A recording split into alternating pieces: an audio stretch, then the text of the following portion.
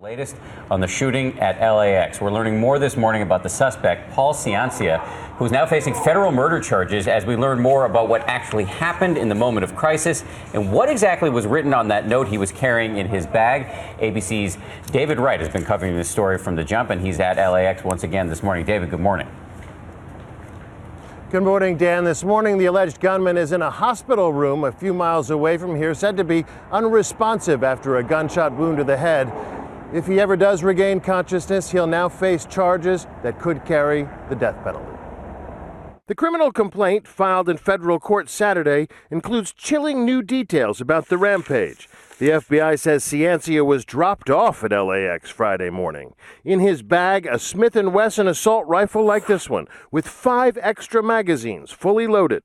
The FBI alleges Ciancia walked up to the TSA checkpoint and fired multiple shots at point-blank range at a TSA officer. And in these circumstances, the defendant faces either maximum penalty of life without the possibility of parole or the potential of the imposition of the death penalty. According to the complaint, as he moved up the escalator, he looked back at the wounded officer, who in video appeared to move, and returned to shoot the officer again, killing him. Ciancia then allegedly gunned down at least 2 more TSA officers. A chase through the terminal ended at the food court near the boarding gates, where airport police shot him 4 times. He made a conscious decision to kill multiple TSA employees. The FBI says the handwritten letter found in his bag erased any doubt about that. The FBI says the letter, signed by Ciancia, addresses the TSA directly and says he intended to, quote, instill fear on your traitorous minds.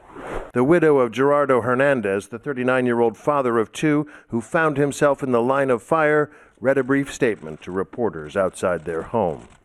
I am truly devastated, and we are all heartbroken and will miss him dearly. This morning, those iconic pillars of light, the symbol of LAX, 100 feet tall, are lit TSA blue in honor of the slain TSA man.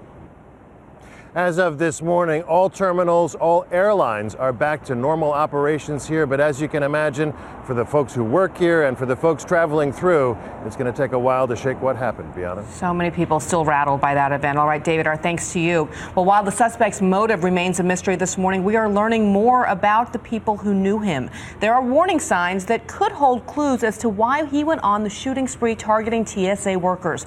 And ABC's Gio Benitez has been covering this story for us. Hey, Gio. Hey, Bianna, good morning to you. Some of Paul Ciancia's high school classmates have said he was bullied and that nobody really knew him, that he was a so-called loner, and really just his life was a secret.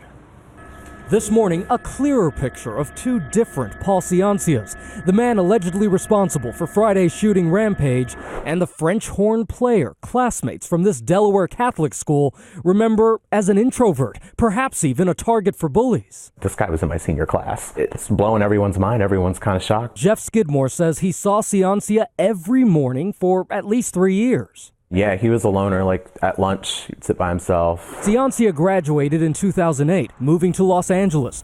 We've learned he lived in this apartment building in a well-to-do neighborhood. John Mincy was his roommate. I'm absolutely shocked. I'm still trying to wrap my brain around it. Sources say a note found at Friday's scene shows Ciancia may have anti-government views. There was never any kind of about any hatred or any hatred group or anything like that. Ciancia moved out in February. He said he was going back to Jersey, going to work for his dad and making amends with family problems. Instead, police say Ciancia sent an ominous text message to his younger brother, talking about possible suicide. Now he's accused of murdering a TSA officer, and sources say it appears he was ready to die in the LAX shootout.